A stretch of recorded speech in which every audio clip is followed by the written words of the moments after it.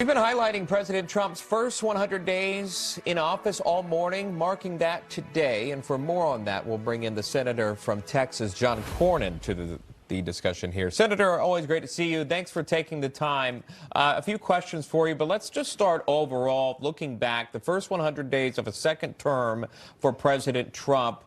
What would you say is the biggest accomplishment that you've seen so far? Well, the border, clearly.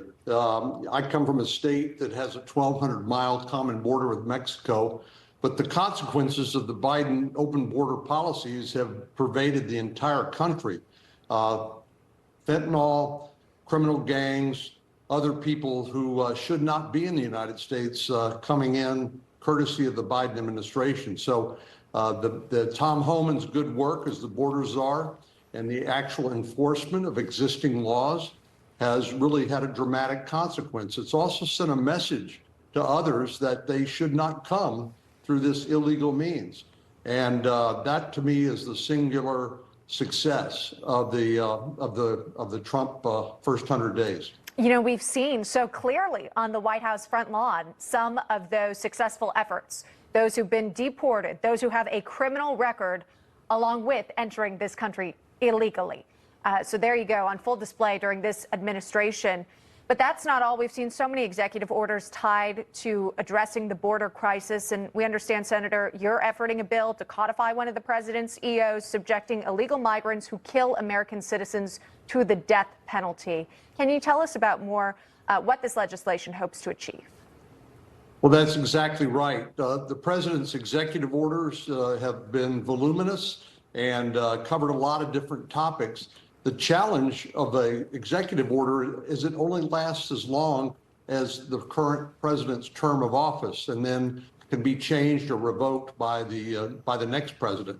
So what we'd like to do is make this a part of a statute, which requires passage by both houses of Congress and then a presidential signature. And then that means the next president can't come in and change that. And certainly, I think we need to send a strong message that if an illegal immigrant kills an American citizen, and including a law enforcement officer, that they ought to be subject to the death penalty. I think so much of this has to do with deterrence and making sure that the penalty matches the crime. I wanted to ask you, if we could, about the One Big Beautiful Bill. Again, the framework has been passed, obviously still putting together the pieces, if you will. But Secretary of Treasury Scott Bessent spoke just more than an hour ago there at the White House, and he highlighted one of the big campaign promises by the Trump administration, which I'm sure you're familiar with: no tax on tips, on overtime, and Social Security. Do you support that still, and why or why not? I think we ought to go big. In the end, you know, this is a matter of arithmetic. 218 votes in the House, 51 in the Senate.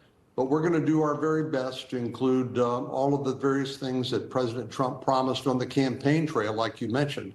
It's going to be a challenge, to be sure, and we're going to need his help at the very end to get maybe some recalcitrant folks across the finish line. But we don't really have an option here.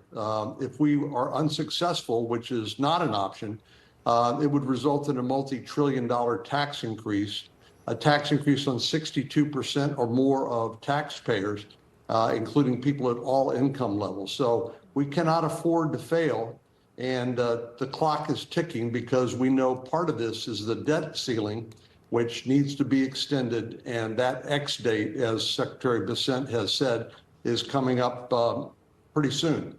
Sure. Not to mention, you've got the Republican majorities in the House and Senate right now, Trump in the White House. It is the time. Senator John Cornyn, thanks so much, sir, for taking time with us this morning. We do appreciate it.